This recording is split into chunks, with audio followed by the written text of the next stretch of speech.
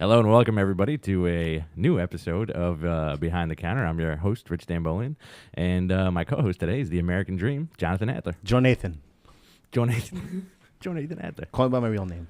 Jonathan Adler. Joe Nathan. Joe Nathan Adler. Allah. Joenathan.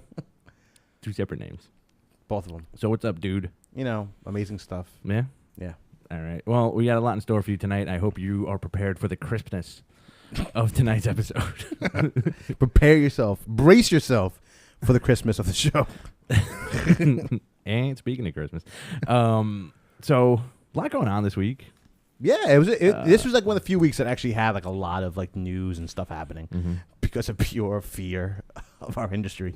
And a lot of news and a lot of Skyrim, which A also lot came of out this week. Skyrim.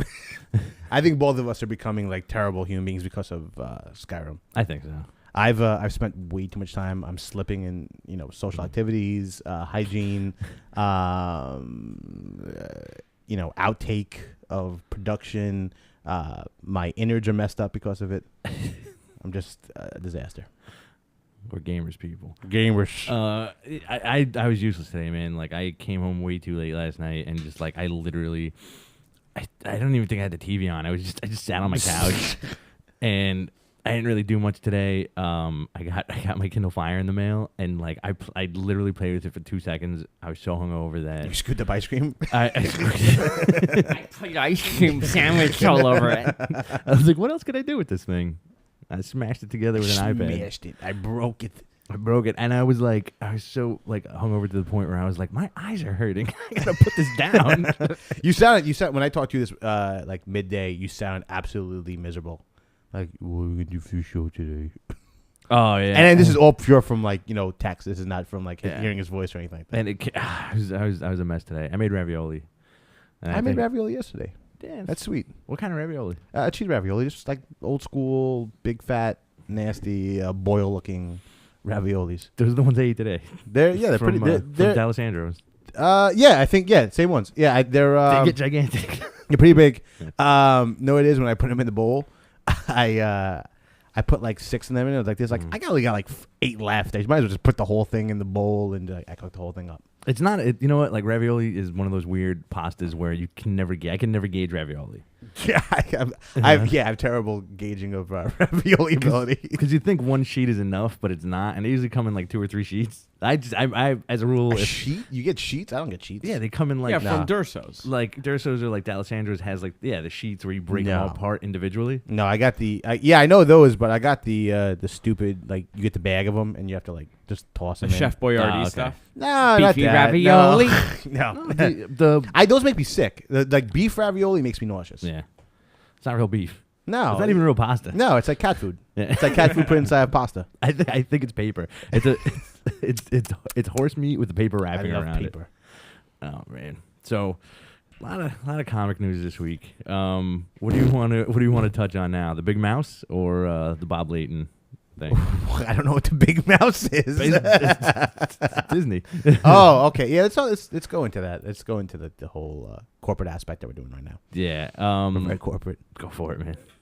You me? Yeah. I'll do it. Fine, I'll do it. You're my leader, man. All right. I follow your lead, dude. So, as we all know, if you're fans of the show, if you're fans of comics in general, you know that Marvel got bought by Disney in like $1 zillion deal not too long ago. And we're kind of starting to see maybe seeds planted of like what the corporation has in mind for the company, because a lot of books have been canceled, like going forward. Well, as of now, and I think a big part of it is also the fact that the last couple of weeks they've announced that that DC owned about 52% of the market share, right? And that's the first time in years. Like DC was been shit on a lot in the last few years, and Marvel, I think, is freaking out. I think there's a lot of recoiling of like, what do we do about our entire line? So a lot of books got chopped. A lot of books were on the block this week. You had Black Panther, right, which we don't read. Nope. But it looks so fun. I kind of want to read it because what's his name talks about it so much? Francesco. Yeah, he talks about it all the time on Twitter. He's an awesome artist. X-23. Which was their only female lead, book. right? Not true. Ghost Rider was also a female lead. But they're canceling Ghost Rider. Ghost Rider's also been canceled. For good. Yeah. But it only made to like issue 4. It's not far. Yeah. What else? The Doom miniseries from Becky Cloonan was It was like one of the first to go. That was one of the very first ones. That was one of the weirder ones because it was actually before it was actually released. It was solicited for the first issue, or at least advertised for the first issue, and then it was just it's not coming out at all. It doesn't even exist. They try and make up some kind of crap answer about that it wasn't completed. But now with all these books coming out of the pipe that are all kind of being canceled, it's showing that they're kind of like screwed financially or at least creatively. I hasn't Marvel been screwed for many years now financially? They were doing really well. They were doing extremely well, especially with the movies. Like I think when the movie started coming out and doing well. Well, when the first Spider-Man came out, they were in bad shape. Yeah, they were like battling with Sony, and there were a ton of books out there that just were not selling. They were just clunkers. Yeah. But now from a creative standpoint, I think they've been doing very well. I think they've been doing a lot better than they used to. But I think overall as a company, they're kind of freaking out the fact that DC released all these books and now they're making a ton of money. But of course, if you release 52 new number ones in the course of 1 month, of course you're going to do tremendously well. Yeah. And this is what we were talking about a few weeks ago that, we're kind of, like you were saying how this could really help out DC and help them make tighter storylines and kind of work it out. And I was kind of saying, no, I don't think so. I think they're probably going to feed into the same garbage they've always done. And I think this is also, it's feeding into that same anxiety over and over again, where it's like DC is going to produce the same garbage, and then Marvel is now going to worry about, like, should we do the same type of garbage? Yeah. Like, it's weird, man, because you have there's a dynamic that I didn't even think of with the Bob Layton thing, which we'll touch on in a minute. Is that he was saying that the corporate offices in Marvel are now like, because they're owned by Disney or whatever. It's like, here's the script, here's the art, here's your deadline. Now here's the team of researchers who say, is this book going to sell? Sales development, sales development and all that. Whereas like I don't really think DC needs to worry about that because, like you said, they cranked out 52 number one. So you have fans and you have those maniacs who buy all number ones. All of them. Give me all of the books. I remember because they're like when we worked at the store together, there was those dudes who came in who had didn't even read a comic. They were just like, oh, a number one is new out. Number one. I gotta buy it. So like all those guys showed up. Speculators. Yeah, and they just picked everything up, and their sales are dynamic. But I think it's there's a hungry need for people to want something brand new, and I think Marvel has a terrible, weird obsession with they have to be at the cutting edge of all things. Yeah, and it makes me really nervous, especially all right. Here's a weird example, with Marvel, Fear Itself. All right. They released Fear Itself, and then Fear Itself 7.1, 7.2, 7.3 come out. Right. And those were announced after the 7 issues were already solicited. Right. Now, it feels personally like 7.1, 7.2, 7.3 were all released kind of as an afterthought, because I'm sure you read them the same way I did, and I haven't read 7.3 yet, but I know what happens in it. Right. That they've kind of gone back on everything they've done within Fear Itself. Yeah, there's a bit of a backpedaling thing where it's like, you know what, we kind of made a mistake. We kind of have to step it off. Yeah, you get that vibe because you got it after this one, after the last one, because the first one you have Bucky returning, and then in the Thor one you have Thor opening his eyes at the end and Tanner's, and then this one it's and you know what happens. Yeah. It's like which is one of my favorite storylines that happened in Fear Itself. Well, Odin brings Paris back to life. Yeah. In one of the best elements of Fear Itself was the Grey Gargoyle basically turned into a huge bad guy, one of the worthy, and he murders pretty much almost all of Paris. Yeah. And I loved it. I thought it was such a great chilling storyline, and they just went back on. Odin brought back all the people. Yeah, and it sucks. It's kind of it feels like every one of those issues were an epilogue to get rid of the not the momentum. What's the word I'm looking for? The weight of the storyline. Yeah, that's a perfect way to describe it. It's who knows? Who knows what's going on in these creative board meetings? It could be that they're turning from the House of Ideas into the Mouse of Ideas. Yeah, with the with the Disney thing.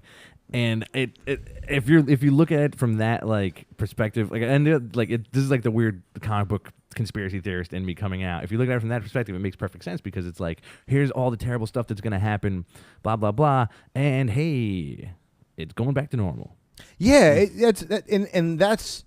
See, I was talking about DC recently, and you know, with the amount of reboots they've done over the years, I mean, Crisis on Infinite Earths, they've done, you know, the New 52, 0 Hour. They always have their finger on the reset button. Yeah, and once you do that, you really can just say like, hey, if you screw up, you can always press the reset button. Yeah, Marvel has never really done that, but it feels like they're trying to open those gates up now because they see the success of 52.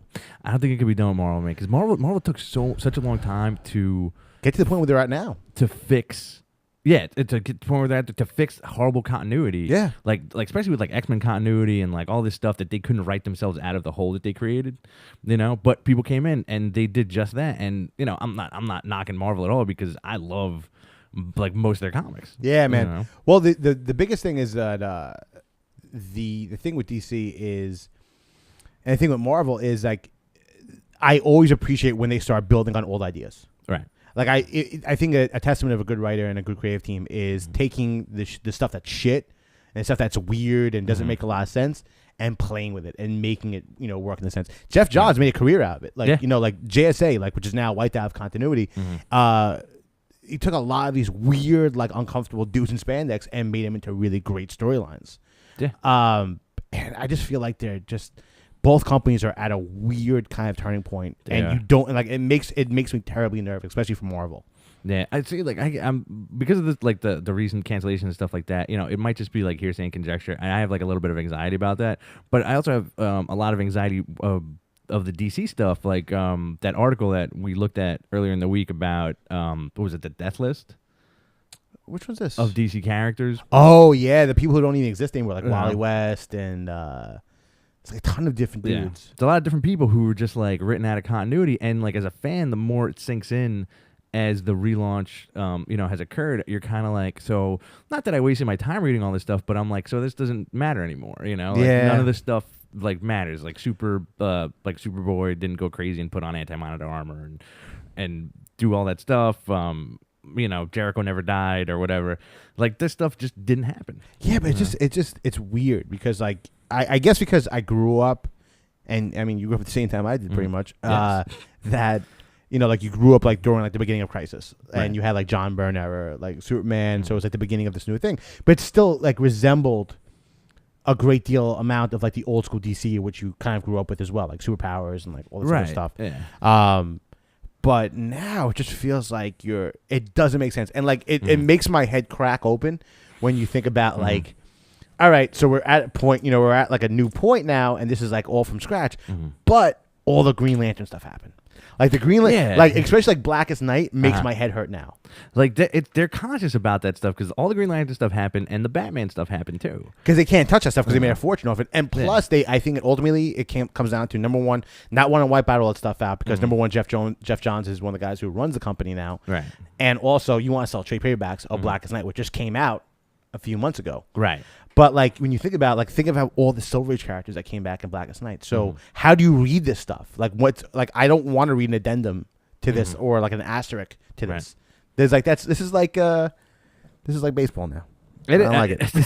Yeah, so you have like your fantasy like comic book league at this point, you know.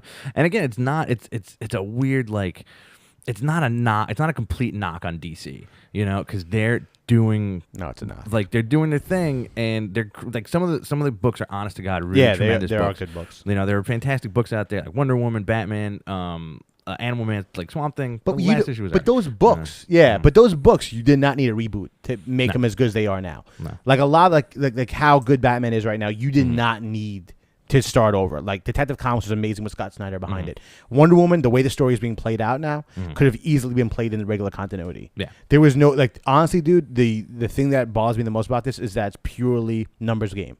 Yeah. It's like put them at new number ones, we can sell the crap out of them. And I agree with it in the sense of it's good for the industry, but it's also terrible for the industry because then you get crap like this where Marvel is completely losing their minds. Right. And like, listen, like those books are books that I don't think are very strong and really support the entire company. Right.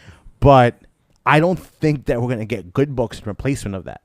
Right, right. You know, like I love all Alpha Flight. Like Alpha Flight is a book that I've never really enjoyed, and right now it's awesome. Right. I don't think that we're gonna get a great like Villains for Hire. Villains for Hire, I was so excited for, and now it's gone. Like I think the thing that both of us are trying to say is that going towards the future with books are getting canceled now, and you can again with the conspiracy theory thing when it comes to comic books is that. I like the fact that companies put out comics for the fans. You know, they're not selling thousands or millions of units of Alpha Flight. They're not selling thousands and millions of units of like any Max title. You know? And those are. That was the one that we didn't even mention. We mentioned Punisher Max being canceled. Yeah, Punisher Max is being canceled too, and that's probably like their flagship Max book. And like it's not. You can see how it's not drawing the numbers. And now I don't like to think about.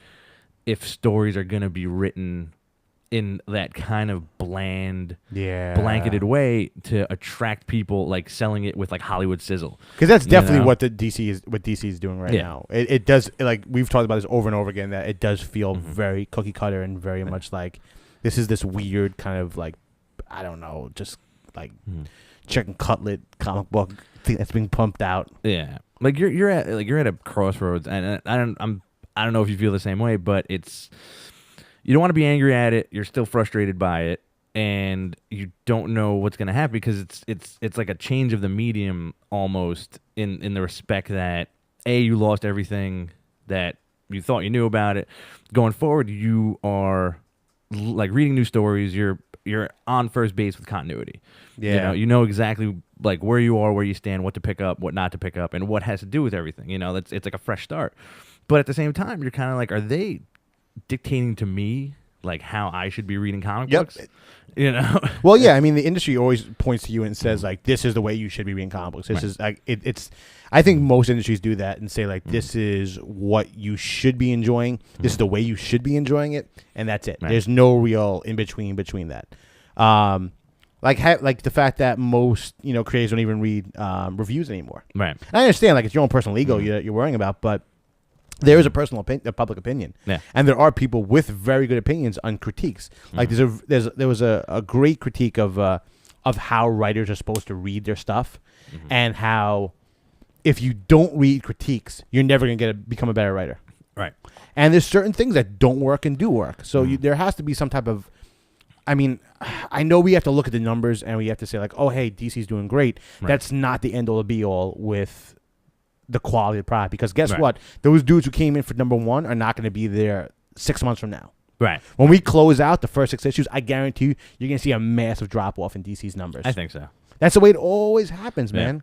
I think so. And going with what you said, it's you have in order to become better at whatever you do, you need strong criticism to enable yourself to kind of rise up above it and just be better. Yeah. That is less and less frequent as you get up the ladder. So if you're a giant corporation, you can throw money at anything and make blockbuster comic books that are garbage, and that would be akin to like whatever, like Transporter 3 that would come out or something like that. I would see that. Like a giant action movie that is total garbage. Demolition Man 2.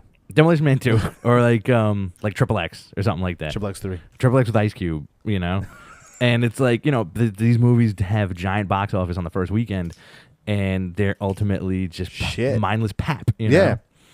I want my pap. I don't want that to happen to comic books. It's very afraid about it. I think that the industry has a lot of anxiety. I think we have a lot of anxiety as fans on what is going to be coming down the pipe. Hopefully, it's not more buttholes. Yeah, I don't want more buttholes coming down the pipe. There's definitely some type of Mobius strip of buttholes happening. I don't. The entire comic book industry is run by a strip of buttholes. It's like the human caterpillar. I just want listen. I'm happy with my books as they were. Yeah. Like a few months ago. I kind of want them to continue to be the same books they are. Right. And I know we're always in a constantly changing industry, but. Dude, I remember when we first started working in the comic book store, and we were reading more DC than there was Marvel. Yeah, and I'm afraid we're gonna go through Marvel Nights all over again, and have to go through a lot of because the sad thing is that Joe Quesada, because he spearheaded Marvel Nights, you think that's the greatest thing in the world, dude. You had Daredevil. Yeah, that was the best thing that you had going for you. Yeah. Otherwise, it was a lot of crap. A lot of poopage. A lot of crap. There was what did they had? They had that Fantastic Four book, which wasn't that great. They had the Marvel Knights book, which was like Punisher, Daredevil fighting like Ulick as a gangster. Yeah, which is a really weird book. Mm-hmm. There's a lot of garbage. Like there was bad Moon Knight stuff. There was bad Punisher stuff. Bad Punisher like stuff. whatever edgy guys that the Marvel universe has were in Marvel Knights, like the street guys. Yeah. But you know what? They did it right now with relaunching Daredevil, Punisher, and Moon Knight. It's Yeah. kind of like a weird reversal of the Marvel Knights. But thing. I just don't want them to pull back on this stuff. Like Yeah. the stuff that's doing so well, and Mm-hmm. like Moon Knight is a good example of stick with it. Yeah. Don't I know they're not gonna pull back on Moon Knight just because it's Bendis, dude. Yeah. They're not gonna pull back on him. But little like a book like Thunderbolts. Right. Please don't mess this book up. Don't think that you need to relaunch to the #1 and put them in Fight Club again. Yeah, I mean, Thunderbolts is one of those weird books that you'll enjoy it more if you're a real fan of the Marvel universe, and I don't see it doing tremendous numbers. Fake fan, you're sucking. Yeah, I mean, it's like a guy who reads Captain America and Spider-Man isn't gonna pick up Thunderbolts. No, he's not even gonna at this point. Not gonna too have late. any idea what's going on. It's one of those. It's almost like a. I would say in the past 20 years, it's probably Marvel's main legacy book. Yeah. That has a decent numbering. They're up to 167. Yeah, they've cranked up a lot of numbers for a weird villain book. Yeah. And they're still doing tremendous stuff. It's gone through kind of shoddy times. Busiek had an amazing run on it. Yeah. But dude, Warren Ellis revolutionized the book, and now we're at a point where they're able to do awesome stories. Where in World War II and crazy stuff, man. It's such a solid book, and those are the chances I want Marvel to keep on taking. Yeah. But I want them to take better chances at the same time. Yeah, and DC as well. I at the same time, as much as I want to read Resurrection Man, I don't think Resurrection Man should have been launched as a #1. I think we could have had other chances for other books. I agree with you. I think in a perfect world, it would be high risk, high reward. Where you want something crazy and then you want it to work out. So it's I'm blown away by comics. Yeah. All the time. Yeah. And then that kind of ties in a little bit with the Bob Layton thing too, because Bob Layton, who was is a legendary Iron Man. Yeah, he's artist, if you've seen Iron Man armors in the modern day, that's the dude who made them up. Yeah, the golden red and Silver Centurion, the discs, the black outfit. Yeah, and he it came out that he is never going to work for Marvel, at least until they clean up their act. But yeah, he was just listen, I this could have been done a lot sooner. It was a 5-issue miniseries that went down to a 4-issue miniseries, and everything was pretty much done. And then we'd have to meet with these people who were saying well, what if you edit it this way, edit it that way? Is this gonna sell? Who is this guy? And it's one of those corporate things where Iron Man is a big franchise player at this point because those first 2 movies did tremendous, and the Avengers movie's coming out. Yeah, man. So you kind of want as far as that comics go, you want the blandness to keep people coming back. Yeah, you want it to be the safe bet. Yeah, so Bob Layton left after having a dinner with Edward James Olmos. Edward James Olmos. Who? What did he say to him? He was like, you want me to get the quote for you? Yeah, get the quote. This steak is delicious. Edward James Olmos is a big person in both me and Rich's life, so it's always shocking to see him show up in something like this. Oh, they canceled Dark Wolverine also. I just said that today. They're probably gonna cancel out next. Dakin. Done, son. Where is this thing? Okay, so he said, I want you to read this. Yeah, read this. Here's my computer. There you go. Oh, that looks awesome. Edward James Olmos. What's one more friggin' Iron Man miniseries going to contribute to your 35-year legacy? Calculus. That's Rich's famous Edward James Olmos impression. Which I broke out 20 minutes ago. But that's just weird, beyond weird to me, man. Just a raindrop running down a mountain. It's pretty good. Mountaintop raindrop. But he's a motivational speaker, so if you're having a tough time in life, you invite Edward James Olmos to have a steak with you, and you talk about the steak, and you talk about how shitty your life is, and how about you're doing a shitty book. I wonder why are you doing Iron Man forever? Think about it, brother. I used to read you when I was a kid. I keep all your books inside my face crevices. You never. That's where Earth is too. You never Spoiler about Star Galactica. Earth is in his face.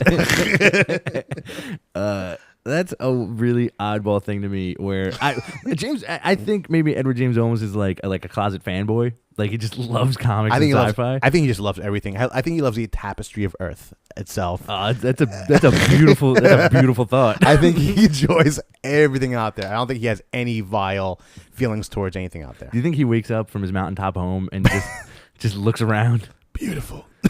I think all day just thumbs upping everything, just like Pancakes amazing. Orange juice amazing. Refrigerators turned on amazing. Air conditioners running. Let's do it.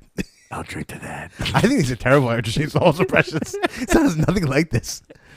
Calculus.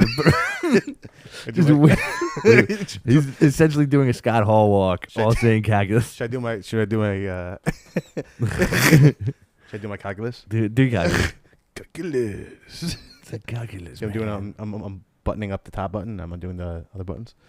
Awesome. This is Joe Nathan. Calculus. You never saw Stand Deliver, Stand man? Deliver? No. Really? The Stand Deliver is the best movie you'll ever see about calculus. Put a paper hat on. It's Do your math, man. It's about Edward James Olmos showing up and teaching like really Lou dirty, Diamond Phillips how to do math. yeah, like really dirty street kids calculus. It's a fantastic. It's a really good movie. It's not stupid. It's a great movie. I'll watch it every time it's on. It's better than Stupid Dangerous Minds. Yeah. This is the original Dangerous Minds. Yeah. With like, you don't want Edward James Olmos breathing at you. Hey man, I'm gonna hurt you. Hey, everything works. It's beautiful. This is awesome. You get two shows in one here, Andrew. You get comics and you get dudes doing impressions. Edward James Olmos everything. impressions for 45 minutes. What? Because last week we did the like, what does Wolverine sound like? Oh, did we do this last week? Yeah, remember like Sneak bub. he's always walking away. Oh, that's right. That's right. We did do that. Yeah. We did that in the Captain America thing. You're gonna have to get another team and do the thing. So who's it gonna be next week? Ant-Man. We're doing Ant-Man voices next. We're gonna try and perfect our guy in a box voice. So good. In a box. All right, we don't have much time left. That's what Behind the Counter does. We utilize time very well. They do. Has anybody seen you yet? Yeah, now right, I think the camera's on right now. I'm a super My God. As I said, I'm a stand-in for Michael Jackson. Shambone. You go, This is what I was doing to DJ myself. you go to the Just throw your jacket open and just go woo. Andrew, where's the Armenian Michael Jackson party happening? Actually in the city today. Awesome. Yeah. Like 3 other people that look nothing like Michael Jackson. That's cool. All right, let's talk some comics, man. Talk some comics. Walking Dead. Awesome. Sucked. Great book. Really cool stuff. It was like one of those Robert. I feel like it's almost like vintage Robert Kirkman at this point to have like a great fill-in issue.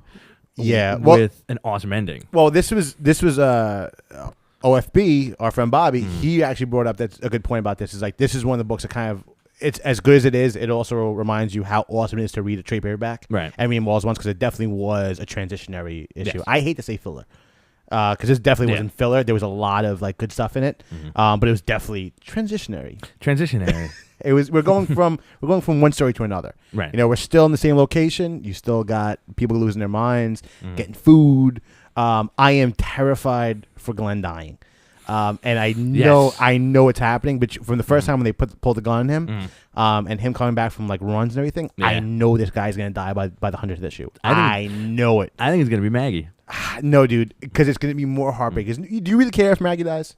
No. Kind of. Like, at the same time, you'd be like, all right, Maggie's dead. Like, it's going to affect... She's part of the original crew. And plus Glenn, because it'll affect Glenn more. Yeah. But you, like, Glenn at this point... Maggie is the farm girl. Oh, okay. Yeah. The one who started banging Glenn. But at this point, they're a couple. Glenn. And they're, spoiler, they're raising Sophia, who's missing on the show, but was missing in the comic book. Right. Still here. But like I'm terrified for him. Then you got like the bitch wife Abraham Ah. telling him like you should man up and be a dude. The harpy. And I loved Andrea talking to the hat. Yeah, and she was like, I'm not going to talk to this stupid hat. Yeah, because at this point, Rick is completely out of his mind and speaking to an unplugged phone to his dead wife. Right. Which he Spoiler hasn't again. which he hasn't done in a few issues, but like the couple of things in the issues that I thought were kind of cool. One of them was, Rick gets yelled at by Carl. As he's like, Just listen, shit. I got to take my bandages off, and I'm looking at a hole in my head. Yeah, like, it was you don't know- weird. like, you don't know how I feel. And I really wish Kirkman wrote Rick saying like, hey, buddy, this used to be a hand. Yeah, I was waiting for that. I'm like the one page and they had like that one you're looking at right Yeah. now where he says that. I was just waiting for Rich to show his hand off. I'm like, dude, I have no hand. Yeah, and I've been doing it up with a hatchet. Like, I know what it feels like, man. I got no hand.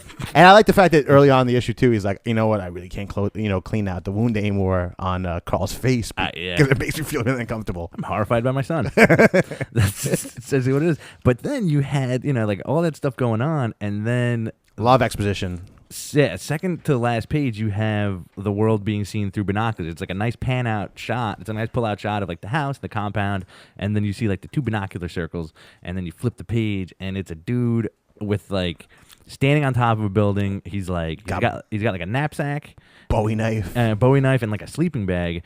And again, with the whole conspiracy theory thing in my head, I'm like, oh my god, this is the main character. Like he had an amazing adventure. He had a legendary journey. And now he's like roaming the wasteland, and he finds these people, and he's going to tell them their story, and the book is going to be about this guy. It's probably not going to happen. I don't think it's going to happen. I think it's an awesome idea. I mean, that's Uh-huh. a ballsy move on Kirkman's part. I was totally kind of blown away by this. I didn't see something like this coming because you're always kind of expecting like I'm weirdly always expecting the governor to come back. Yeah, same here. And I know that he's completely like totally dead, but I always feel like he's gonna like I'm back. I'm a zombie now. And I have fully rational thought. But what I do think that where they're going with this is because they've been talking about Rick so much and the way that his brain works, about how like he doesn't feel the same way about his son, and like how selfish you have to be in this like weird world yet in like survival. That I think because this guy's a solo dude, I think that he's kind of gonna push Rick to like what the best possible thing could be being a solitary human person because there's no other choice. You're gonna be dead anyway. Eventually, you're gonna be like zombie food eventually. Now the other thing with that is like that's an awesome idea too, and you can see that happening. This dude's gonna be awesome. No matter what, this guy's gonna be cool. Could this be a person who was left behind or left for dead that managed to kind of find them and like stalk Rick and track Rick? And it could even be a chick. It's gonna be the guy from the TV show, the guy's brother, Merle. Merle. Who could they actually do? That would be actually great. That would be a really cool twist. Merle into the show. I would be infuriated if they wrote Merle into the show. Has that ever been done? I wonder if that's ever been done. If they wrote like That character has been written in for the TV show. The TV show character that's not in the book. It's been written in the book. once in a blue moon, and really in weird cases, like Harley Quinn. Harlequin, Reptile on Avengers Academy was written in because of the Marvel Kids show. Right. Weird shit that I know in my brain. I don't have enough room in my brain anymore, and I have so much useless Marvel facts in my head, and I have no room for anything anymore. I have to. I think like in the next 2 weeks, I'm unplugging from the universe. I'm serious. I think I'm turning my phone off. Just to float away? Yeah. No. I just want no more information coming in for a week. And just Skyrim. Just Skyrim. Just be a Nordic dude shooting lightning out of his hands. I'm joining the video game. But all right, now again, could it be somebody returning? Now, was Shane Eaton?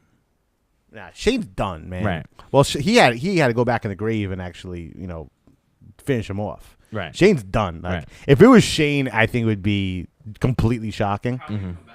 Yeah, dude. Yeah. Like, there's I don't think it happened. Could be anybody. It could be a chick, could be a guy. The person's got long hair, and I think the fact they cover him up completely is a little weird. yeah, because his face is covered.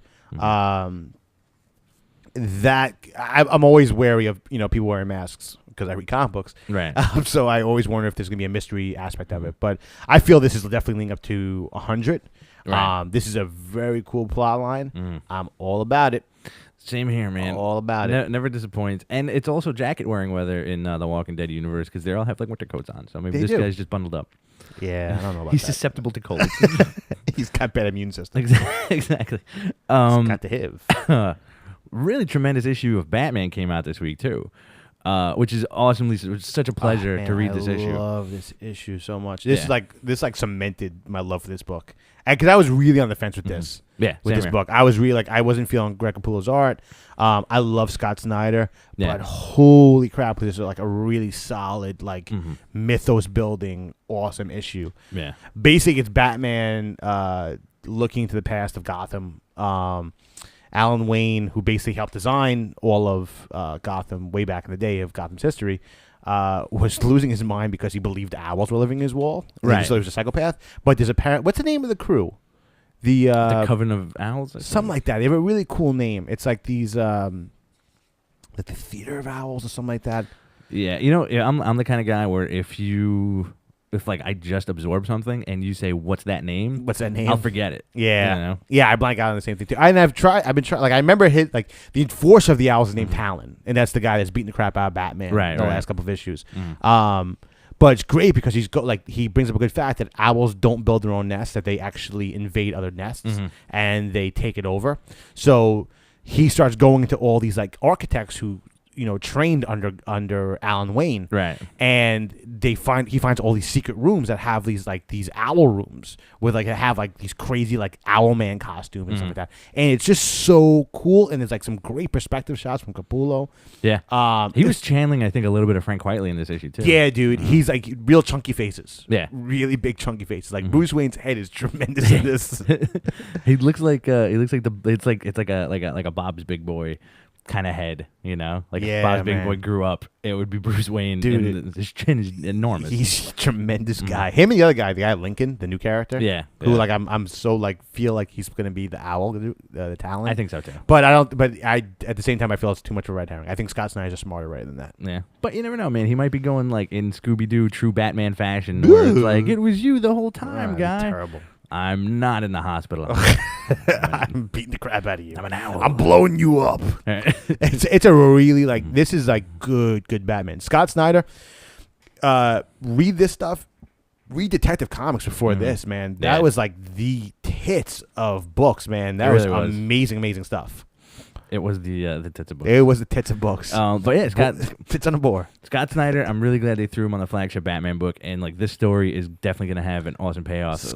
It's you're 3 issues in, man. Even if you remotely like Batman or heard about him the other day for the first time, just pick him up. I just want to throw it in that Scott Snyder makes me feel really insignificant in this world because the dude's 24 years old. He's a 4-time published novelist. He's writing 4 books for DC. The dude is teaching in NYU and Columbia. He's like the James Franco of comics. Screw him. The world would love to, but I don't think he's 24, man. I think he's well in his 30s. I don't know about that, dude. I think so. I'm Wikipedia. Wikipedia that stuff. This is kind of. Do you want to go into the that Justice League Wonder Woman thing we're talking about? Let's do it. All right. So Justice League number 3 came out, which John liked. I liked it too, but I not enjoyed as it. much. Yeah. I think I was a little bit presumptuous to say that I liked it. I love it. Man, I love it. Like is such a strong word. It's a weird issue, and this is their flagship book. This was the first relaunch book, right? And it seems like it's made for kids, it's straight, it's like a very cartoon. To me, it's like a very cartoony thing, and it's written well, and it's the art, that. I have weird feelings about Jim Lee. Me too. But it's just some weird stuff in there for a teen book, The way Wonder Woman is written in this book is completely different than another relaunch book, the Wonder Woman book. Yeah. Where I feel like what Azrael has done in 3 issues of that book, which is tremendous, is that he's establishing the new Sexy Wonder Woman. the new face of what she is, the new characterization of Wonder Woman. But in this one, it's just she's like, I love ice cream. I love ice cream. I'm Diana. What's up? I'm Wonder Woman.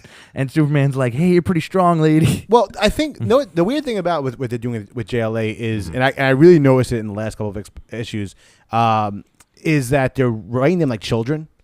Yeah. And that's why when you bring up the whole it's written for children, it's written as children as well because especially Barry Allen and Green Lantern, they're bickering children throughout the whole thing. I don't know if I like them or not. They're like this, I got her first. When they first seen Wonder Woman, they're fighting over her and they're kind of like the the chorus of like the audience in this book. Right. And I don't think, but the only one I think it really works on is Superman. Like I like the cocky Superman, just like I'm freaking strong. I'm hitting this thing with the car and like all this stuff. And I don't think it really works for the rest of the guys. Right. But there was something like weirdly inherently enjoyable about the issue, and I think it was Darkseid. It was just seeing it was like seeing Darkseid like through the eye of Sauron almost. Yeah. It was like him on a mountain, and he looks right back at you. I'm not gonna front. I do kind of enjoy the Cyborg storyline in this. I think it's a kind of a good rewrite for Cyborg. You know why? Because I think you didn't expect it to be as brutal to see like his melty leg. Yeah. on the operating table. Yeah. But it's just kind of interesting how like they turn him into Cyborg. Again, it still hurts my head to think about the fact that this dude was like a mentor character, and now he's a kid. Yeah. And he's going to be thrown into the Justice League. Why do they need him? He's a robot. I don't know why they picked him. Batman's got tons of gadgets. Yeah, dude. I don't know what he fits in the scheme of things. I don't know why they pulled him out of that mythos and took him away from Teen Titans. Maybe he's a Wi-Fi hotspot. That's a pretty good idea. Like, get closer to me. And you know, and the Azraella Wonder Woman came out this week, and it was a great issue. It's tremendous, and I think what's he going for 6 maybe? I think he's going for that. I think he's on it for at least a year. Okay. But they keep on talking about Grant Morrison coming on the book. Like every time I read about Wonder Woman. Mm-hmm. So I don't know. I think the book is doing well enough for it to come on. I don't want him to leave the book anytime soon. I'm really happy with it. I would love him. I would love to see Morrison take over. Like that's what you need. You need good writer going to good writer. Not that. Don't flip the switch yet. Don't change yet. It's too. It's done. Don't like George Bush says. You don't change horses midstream. So, but you know what? That's one thing that I appreciated about DC. What they did years ago is that on the Batman core title, they went from Jeff Loeb to I can't remember, but they went from excellent creative team to excellent creative team, and they each created their own Batman universes within their story. Yeah. You know, and I really enjoyed that. And it was the Azzarello, from Jeff Loeb to that crazy Azzarello story where Killer Croc was a white albino gangster. Loved it. And you and Bobby the only ones that like that story. And it's a good story. And then it went to like that awesome Scarecrow story where he became the Scare Beast. Yeah. You know, and like it was just creative team after creative team, and then you had Morrison doing the run, and then in that run you had Neil Gaiman doing a 2-issue story. You know, and I think that's with a lot of characters, especially the flagship guys, it should be handled like that. I don't know. For DC, for like sometimes, a lot of DC stuff, I think for some instances it works. I don't know if that's overall a blanket thing we should use for DC. I think for a character like Wonder Woman, like hell yeah, do whatever the hell you want with her because it's been pretty much crap for so long. It works with Batman. The Greg Rucka run ran very well. Yes. Well, yeah, but I think you need to have at least one book which is very much uniform. Like if you want to do that with Detective Comics, great. Batman, I think, should be Scott Snyder for a very long period of time. I actually think that he should have Detective Comics. We should do both. Yeah, I would love more Scott Snyder. Yeah, the guy writes a good detective story.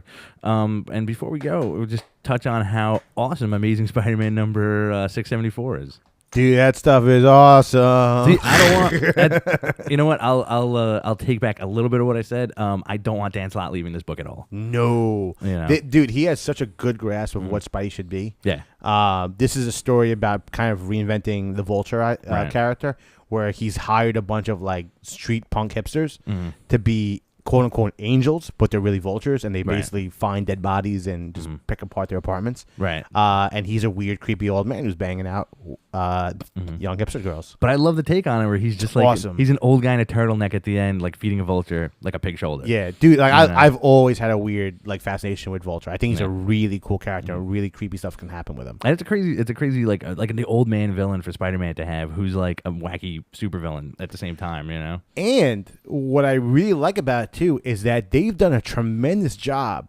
of giving more blood into Mary Jane's character and making us interested in her again, because she really was like the doubting housewife in a sweater, just waiting cross-legged for Spider-Man to come home.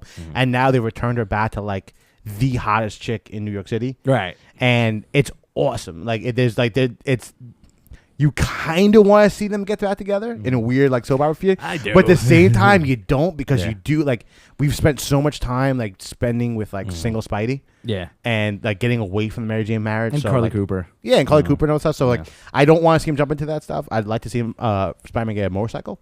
and and drive around for a little bit and pick up chicks. That would be awesome. And I would like to see Harry Osborn come back in the book, get a drug abuse, and for his fall to bang one of Spidey's girlfriends. That'd be fantastic. It writes itself. Spidey writes itself, Or it just feeds into its old stories. and which is even greater. You know, so you have some great old Spidey stories. We got more time, Andrew? No, we're done. We're done? Yeah, We're done. we're done. All right, this has been another episode of Behind the Counter. I'm Rich Stambolian. I'm the one who brings the Christmas candy. You just hit the jackpot, Tiger.